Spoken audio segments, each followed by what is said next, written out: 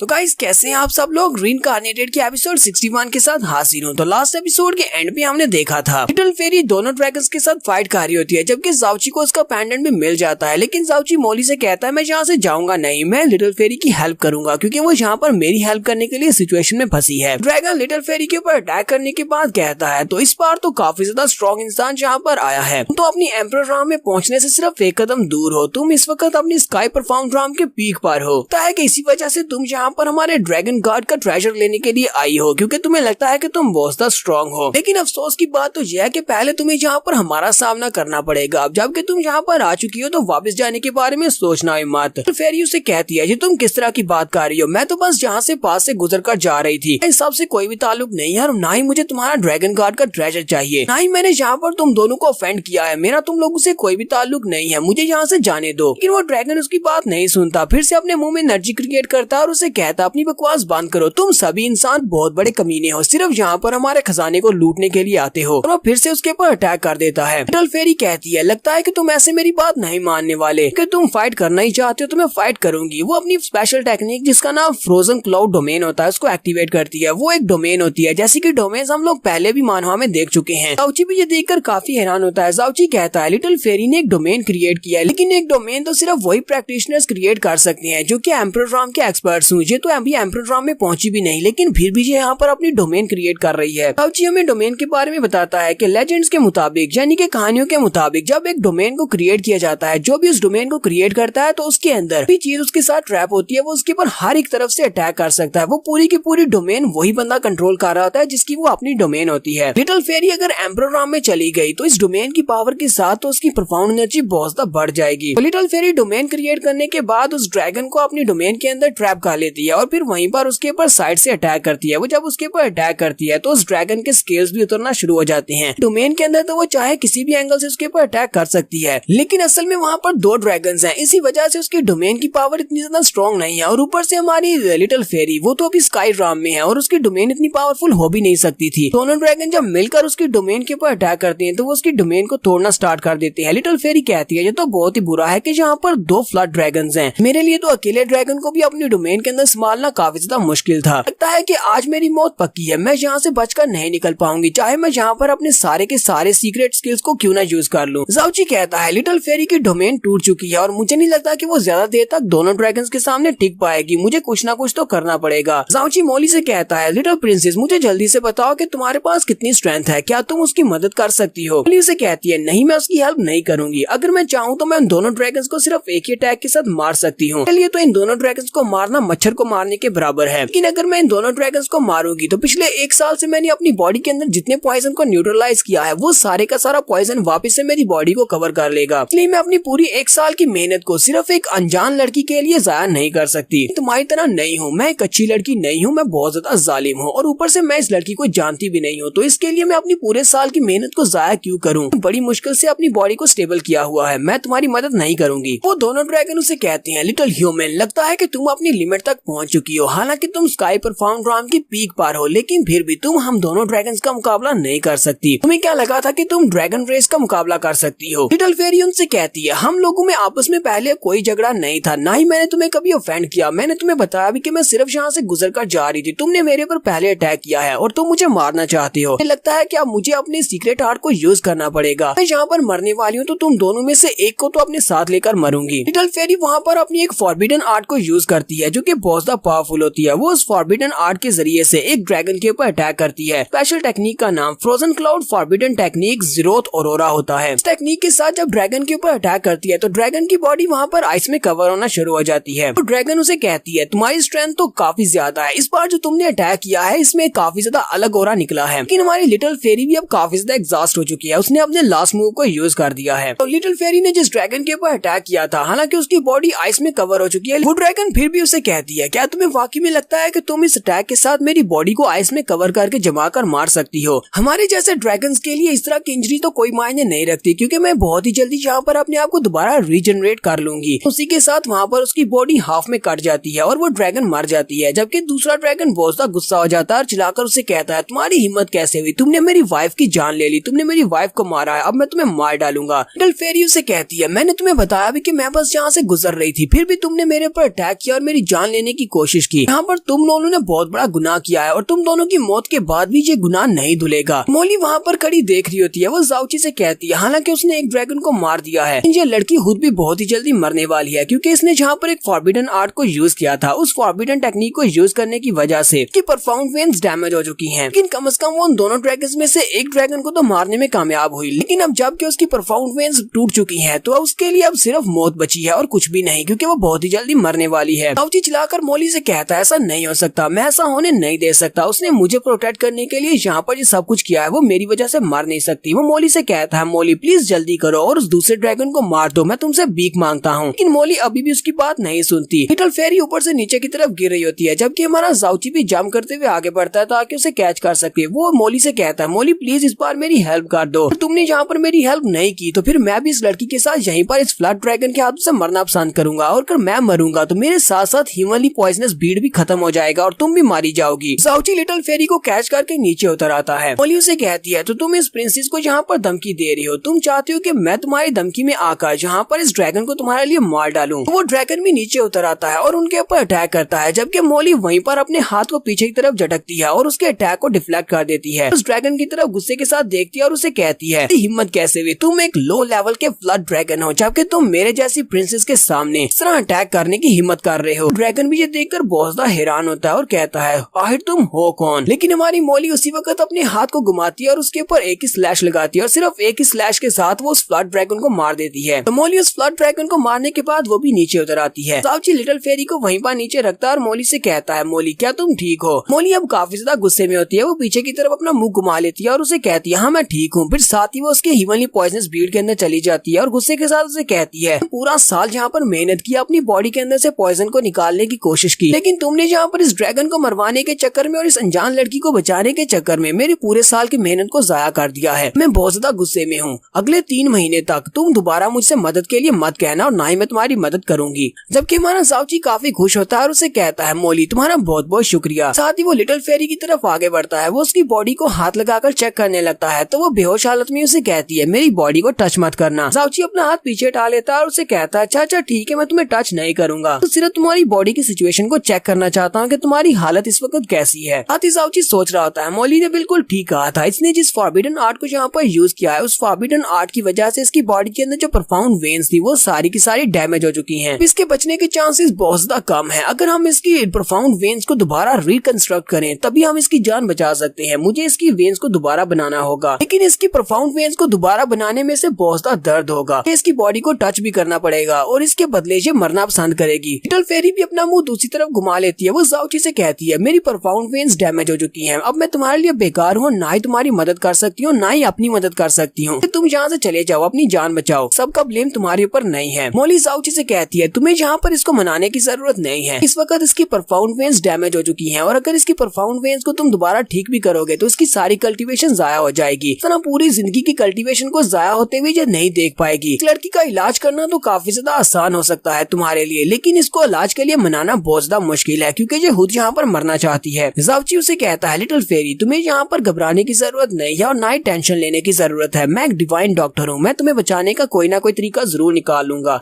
तुम्हें यहाँ पर अपनी जिंदगी पर गिव अप करने की जरूरत नहीं है, मैं तुम्हें और तुम्हारी कल्टीवेशन दोनों को बचा लूंगा। वहीं पर जाओची को सामने एक केव दिखाई देती है, जाओची उसे उठा लेता है और उसे कहता है मुझे सामने एक केव दिखाई दी है, मैं वहाँ पर जा रहा हूँ। जाओची उसे उठाकर उस केव की तरफ चला जाता है और उसे कहता है मैंने तुम्हें टच किया है, मैंने तुम्हें उठाया हुआ है, अगर तुम मुझे सजा देना चाहती हो तो तुम्हें दोबारा से ठीक होना पड़ेगा, ठीक होने के बाद अगर तुम चाहो तो मुझे सजा दे सकती हो। जाओची उस केव में चला जाता है और उसे वहाँ पर लिटा देता है, वो वहीं पर बैठा होता है और उसका ऑपरेशन परफॉर्म करने लगता है। उसी वक्त उसे एक डिवाइन ड्रैगन की आवाज आती है, वाकई में एक ट्रेनिंग ग्राउंड है कि पीछे जाओची ने डिवाइन फीनिक्स के ट्रेनिंग ग्राउंड के ऊपर टेस्ट को दिया था। जाओची जब वहाँ पर अपनी फीनिक्स फायर को एक्टिवेट करता है तो ड्रैगन उसे कहता है जी तो वाकई में फीनिक्स गार्ड की फायर है, लगता है कि लड़के तुम्हारे पास डिवाइन फीनिक्स के ब्लड लाइन की पावर है और उसकी फायर भी तुम्हारे पास है। मुझे कहता है कौन है यहाँ पर, कौन मुझसे बात कर रहा है, तो वहाँ पर उसके सामने डिवाइन ड्रैगन की सोल अपीयर होती है। डिवाइन ड्रैगन उसे कहता है यंग मैन तुम्हें यहाँ पर बिल्कुल भी परेशान होने की जरूरत नहीं है, मैं तो बस एक डिवाइन अजूरे ड्रैगन की एक सोल का हिस्सा हूँ जो कि यहाँ पर छोड़ा गया है इस ट्रेनिंग ग्राउंड के ऊपर, और ये एक डिवाइन ड्रैगन का ट्रेनिंग ग्राउंड है जहाँ पर तुम इस वक्त खड़े हो, मैं तुम्हें जरा भी नुकसान नहीं पहुँचाऊंगा। जाओची उसकी बात सुन के पहुंचता हैरान होता और कहता है क्या वाकई में तुम वही डिवाइन अजूरे ड्रैगन हो, मैंने सुना था कि जब गार्ड्स यहाँ पर हुआ करते थे अजूरे ड्रैगन बहुत सारे डिवाइन बीस्ट का गार्ड हुआ करता था, उनके ऊपर राज करता था। क्या तुम वाकई में वही डिवाइन ड्रैगन की सोल हो? साथ ही जाओची सोच रहा था। इसने कहा कि ये इसका ट्रेनिंग ग्राउंड है। कहीं वाकई में ये उसी तरह का ट्रेनिंग ग्राउंड तो नहीं है जैसा कि वो फिनिक्स का ट्रेनिंग ग्राउंड था, जहाँ से मुझे फिनिक्स की ब्लड लाइन मिली। लगता है कि यहाँ पर भी मुझे ब्लड लाइन की पावर मिल सकती है अगर मैं इसके टेस्ट को पास करूँ। तो अज़ूर ड्रैगन गार्ड उसे कहता है ये एक ट्रेनिंग ग्राउंड है जहाँ पर मैं अपनी ब्लड लाइन की पावर को छोड़कर गया हूँ, ताकि कोई भी इंसान जहाँ पर आकर मेरे टेस्ट को पास करके मेरी ड्रैगन ब्लड लाइन की पावर को ले सकता है। क्योंकि ड्रैगन की डिवाइन पावर की वजह से यहाँ का ऑरा काफी ज्यादा ठीक है। इसी वजह से बहुत सारे हॉस्टाइल बीस्ट यहाँ पर आ चुके हैं, जैसे कि वो दोनों फ्लड ड्रैगन थे। इसी वजह से पिछले कई हजारों साल से यहाँ पर कोई भी नहीं आ पाया। तुम आज पहले इंसान हो। मेरे ट्रेनिंग ग्राउंड को बनाने के बाद तुम पहले इंसान हो जो इस केव में आ सके हो। तुम यहाँ पर मेरे टेस्ट को देने के लिए राजी हो जाते हो और मेरे टेस्ट को पास करते हो। तुम्हें अपने 3 ड्रैगन ब्लड ड्रॉप्स दूंगा और उसके साथ साथ तुम्हें मैं अपनी ब्लड लाइन की पावर भी दूंगा। मुझे बताओ क्या तुम मेरे इस टेस्ट को देना चाहोगे? तो यहाँ पर हम लोग अपनी एपिसोड 61 का एंड करेंगे। नेक्स्ट एपिसोड में देखेंगे कि डिवाइन ड्रैगन का